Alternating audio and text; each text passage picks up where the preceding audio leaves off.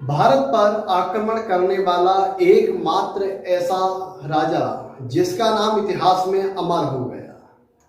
लोग जिसे Alexander the great या सिकंदर महान के नाम से भी जानते हैं। क्या आप लोगों को पता है सिकंदर कहाँ का रहने वाला था?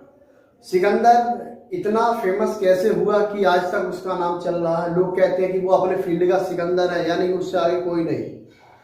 दुनिया का पहला विश्व विजेता था सिकंदर, और सिकंदर एकमात्र ऐसा शासक था जिसके नाम से पहले महान लगाया जाता है, सिकंदर महान या द ग्रेट अलेक्जेंडर। यूनान एक छोटा सा देश है। यूनान, यहाँ के निवासियों को कहा जाता है यूनानी, और सिकंदर यहीं का रहने वाला था। यहाँ की राजधानी हुआ करती थी उस समय मकदूनिया।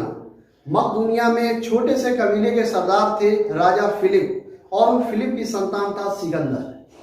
सिकंदर के गुरु विश्वविख्यात विद्वान अरस्तु थे, जो father of biology, father of economics कहलाते हैं।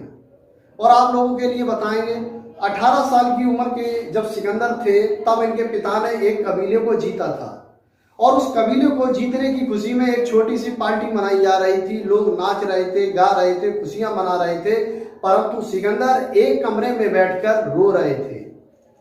तभी अचानक उनके गुरु अरस्तु उस कमरे के सामने से गुजरे। उन्होंने किसी के रोने की आवाज सुनी और वो कमरे के अंदर गए। उन्होंने देखा कि सिकंदर रो रहा है। अरस्तु सिकंदर के पास गए और सिकंदर से पूछा, आज तुम्हारे पिता ने एक और कबीला जीता है, सभी लोग खुश हैं, क्या तुम्हें खुशी नहीं हुई? सिकंदर बोला, मुझे तो खुशी हुई, परंतु गुरुदेव मैं यह सोचकर परेशान हो जाता हूं, जब मेरे पिता ही सब कुछ जीत लेंगे तब मैं बड़ा होकर क्या जीतूंगा। अरस्तु ने कहा, बेटा तुम्हारे पिता ने अभी कुछ नहीं जीता है, संसार बहुत बड़ा है। तभी 18 साल के सिकंदर ने एक सौगंध खाई, मैं विश्व विजेता बनूंगा, मैं पूरे संसार को अपने अधीन कर लूंगा। और इसी ख्वाहिश को लेकर सिकंदर निकल पड़ा यूनान से भारत की ओर। 1000 जहाजी बेड़े, लकड़ी के 1000 जहाजी बेड़े कहा जाता है बड़े बड़े लकड़ी के जहाजों को, जिनमें हजारों सैनिक रह सके महीनों सालों तक। और 1000 जहाजी बेड़े बनाने के बाद विश्व की पहली जल सेना यानी कि नेवी वो सिकंदर की थी। और सिकंदर के 2 सेनापति थे। जो थल सेनापति था, जो जमीन पर लड़ने वाली सेना हुआ करती थी, उसका जो प्रमुख था, जो सेनापति था, वो था सेल्यूकस। और जो जल सेनापति था, जो जल वाली सेना थी, उसका रख रखाव, देख रेख और नियंत्रण रखता था, वह था जल सेनापति, उसका नाम था निर्याकस। सिकंदर अपनी विशाल 1000 जहाजी बेड़ों के साथ, लाखों की संख्या में सैनिकों के साथ भारत के पंजाब के राजा पोरस के शहर में जा पहुंचा। और सबसे पहली लड़ाई सिकंदर की पोरस के साथ हुई थी। पोरस पंजाब के शासक हैं, और पोरस और सिकंदर की जब लड़ाई हुई थी तब जो पोरस है उनकी भाषा सिकंदर नहीं समझ पाता था, और जो सिकंदर है जो अपनी यूनानी बोलता था वो भाषा पोरस नहीं समझ पाते थे। तो एक दुभाषिया था जो संकेतों के माध्यम से दोनों के विचारों को बताया करता था। पोरस के साथ जब सिकंदर की लड़ाई हुई तब एक तीर पोरस की आंख में जाकर लगा, और सिकंदर के सैनिक राजा पोरस को घसीटते हुए सिकंदर के पास लाए। और भारत का वो महान राजा पोरस उसके अंदर घायल हो चुका था, बुरी तरह से जख्मी था, फिर भी उसने हिम्मत नहीं हारी। जब सिकंदर ने दुभाषिये के माध्यम से ये पूछा, बताओ तुम्हारे साथ क्या सुलूक किया जाए, राजा पोरस शेर की तरह तनकर खड़ा हुआ और बोला, वही सुलूक किया जाए जो एक राजा दूसरे राजा के साथ करता है। उसके इस प्रश्न से सिकंदर महान इतना प्रसन्न हुआ, उसने राजा पोरस के बाद जीता हुआ राज उन्हें वापस कर दिया और गले लगाकर उनसे कहा, आज से हम और आप मित्र हैं।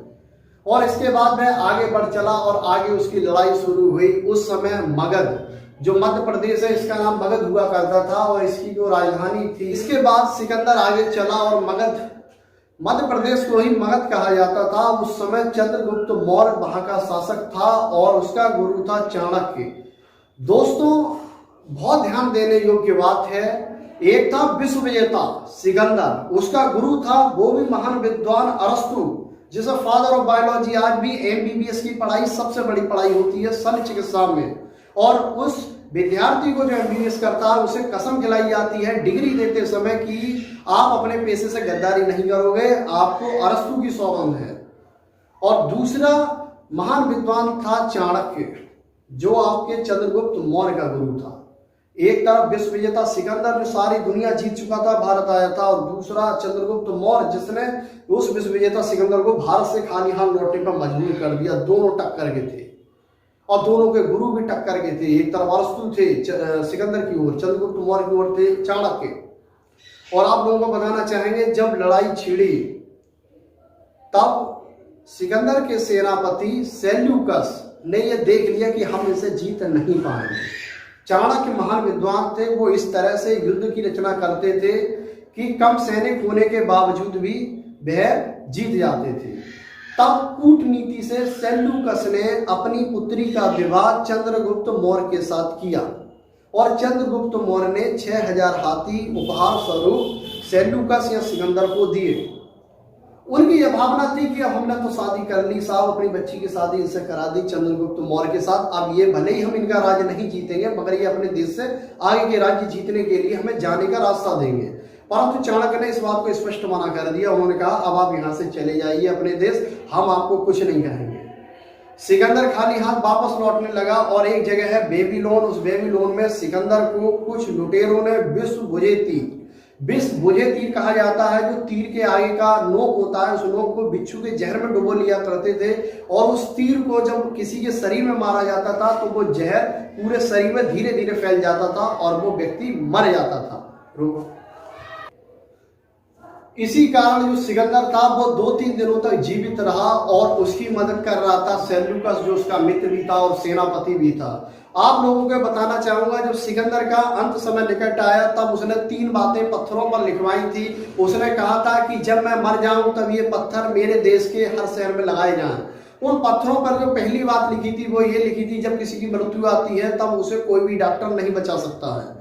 दूसरी बात उसने लिखी थी कि जब मैं मर जाऊं तब मेरे जनाजा जो निकलेगा उससे मेरे हाथ खाली हाथ निकाल देना।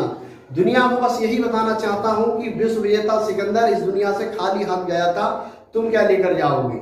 और तीसरी बात सिकंदर ने यह बताई थी कि जीवन में हमेशा खुश रहना चाहिए, इंसान को हमेशा लालच बस या महत्वाकांक्षा के अधीन कुछ ऐसे काम नहीं करने चाहिए अंत समय में जिसे सोचकर उसे पछतावा हो। ये थी सिकंदर की कहानी। इससे जुड़ी हुई और अच्छी कहानियां और अच्छी वीडियो हम आपके सामने लेकर आते रहेंगे। आप प्लीज हमारे चैनल एजुकेशन एड्स को सब्सक्राइब करें, लाइक करें, ज्यादा से ज्यादा शेयर करें और हाँ कमेंट्स भी करें।